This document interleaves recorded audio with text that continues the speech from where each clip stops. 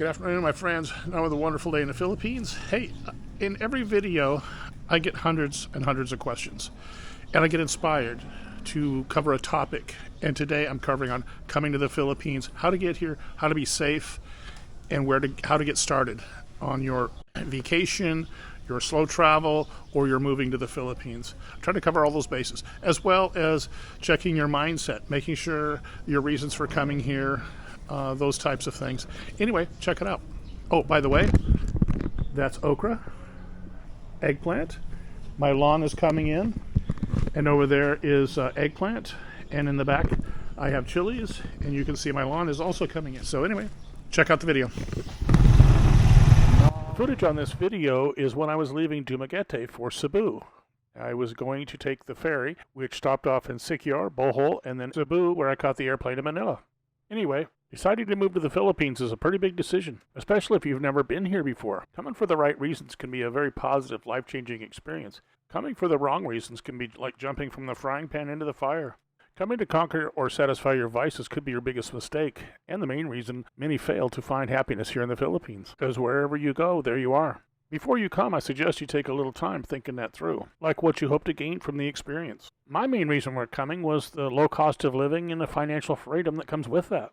Considering I was going to be retiring on average Social Security and the cost of living in San Diego, I needed to come up with a plan. It just wasn't going to work. That being the case, I decided to put together a budget for when I got here. Having watched about 1,000 videos, I came up with this. First of all, I needed a roof over my head. For that figure, I plugged in about $500 a month for housing expense, probably about another $500 for food, and then a couple of hundred for transportation.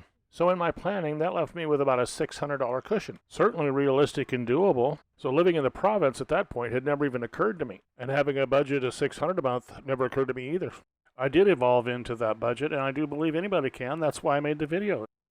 Now, this isn't meant to be another budget video, but I'm pointing that out to help you manage your expectations. Now, when you get off the plane here, you're going to have so much coming at you, it can be a bit overwhelming. Having a good plan can help you in this transition coming here and help you stay focused on getting things done. That could be the difference between landing on easy street or hitting a rough patch of your expectations. What's going to bring you happiness? What do you look forward to most when you get to the Philippines? Just make your plans for a few weeks to a few months and see what happens. Now, housing is always a big issue, but I wouldn't pressure yourself to get something established right away. My advice is maybe take a hotel in an area where you think you like Baguio, Dumaguete, Cebu, etc., etc. If you're liking it, then go find yourself an Airbnb for a month or two. That'll give you enough time to find and negotiate a good deal. Maybe try to find something with a 6-month lease and an extension for another 6 months to a year. If that's not working for you, then travel to another city. Start over again. Eventually you're going to wake up in some place that feels like home. I mean, what's the rush? Stop giving yourself a deadline to be established. You're retired. You don't have to do it. And set yourself up with a potential reason to fail.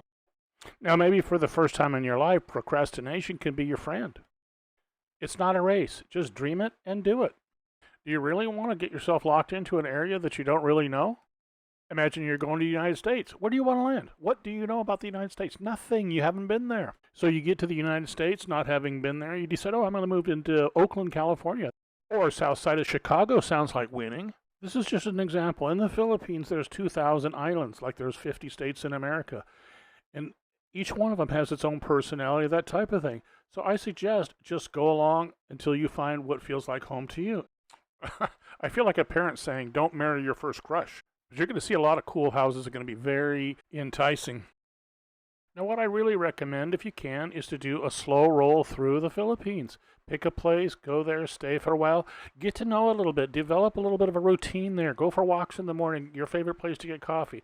Say hi to a few people on a regular basis. Get to know the area. Develop some memories there. Again, if you hit the ground running when you get here and you're here 4 days there, 4 days, 4 days somewhere else, and then the last place 4 days, you're never really going to get a feel for the place. Yes, you'll have been there, but you wouldn't really know it. You wouldn't have that feel for the place. Now, if you slow travel for a while, you're developing options. That means all of a sudden you have lots of choices too. Now remember, if you're coming from a place in America that's not all that, even a mediocre place in the Philippines could seem like paradise. Take your time. This is your do-over. This is your life. You get to make your own rules. Have you ever said, if I could only do it again? Well, here you are. First thing you need to do when you get here is learn how to exhale, learn how to relax, learn how to chill. It's island time. That's what you came here for. The best gift that I've got from the Philippines is the culture. I'm a much happier person as a result. And that didn't come naturally to me when I got here.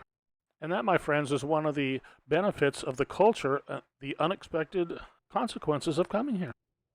Now, when you're coming with the idea of finding a place to stay, you want to stay long enough to get a feel for the area. If you're just hopscotching around a few days here, a few days there, a few days here, a few days there, pretty soon you're going to get tired of that constant moving, and you're really not going to get to know any place. You're just going to end up exhausted mentally and physically. And that's a point where many will just pick up and go home. You know, you really do have to stop and smell the roses. Earlier I'd mentioned making an outline of what you'd hope to find when you got to the Philippines. What kind of experiences do you want to have? In my case, I would mean like getting up in the morning, having coffee, going for a walk on the beach, going to the public market, doing some shopping, stopping, having coffee, working out at the gym. A good massage is $5 or $6. Basically what makes a happy life for you. A part of that thought process is what's your new home going to be like? What's your vision of a new home for you?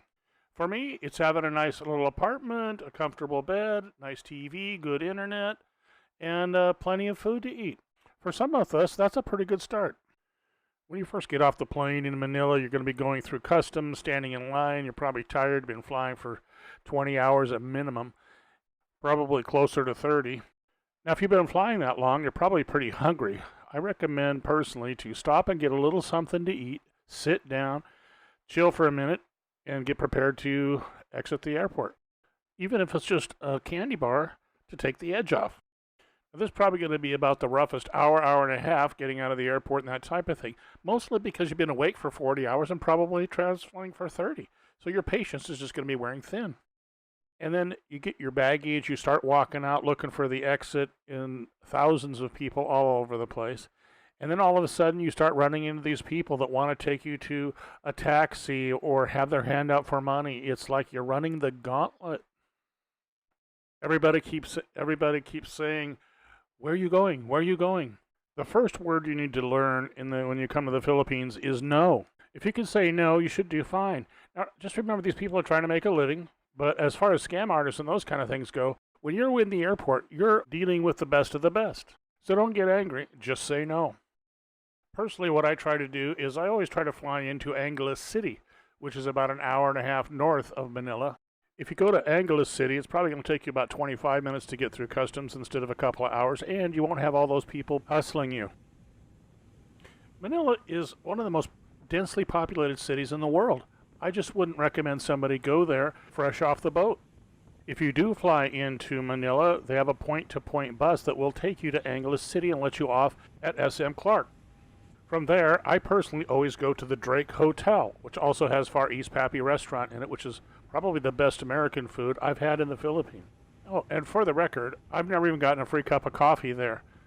I'm answering comments and questions that have come in on the videos, and this is my answer. So imagine having an oasis in the Philippines that you can go to as your destination. Get rested up, shake off your jet lag, and branch out from there.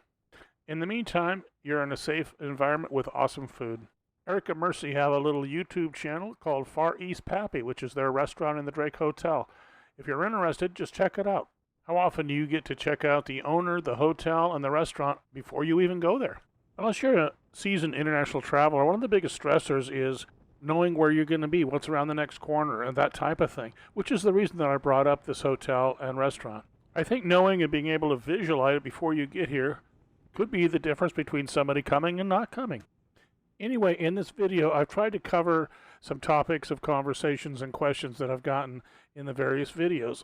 And the point of the video is to give you enough information to increase the chances of you having a successful, happy trip here. And give you enough additional information and more in-depth to give you that sense of confidence of following your dream. Make your retirement that endless summer vacation. Getting back to the outline, the purpose of the outline, bring that with you, is so that when you're having a down day, and we all know every day is not going to be rainbows and unicorns, and that usually helps me figure out where the angst is really coming from. Once that happens, I usually get a feeling of gratitude. Anyway, I love the comments. Let me know your questions. If you haven't subscribed, please do. Also like and hit the bell for notifications of future videos. Thank you.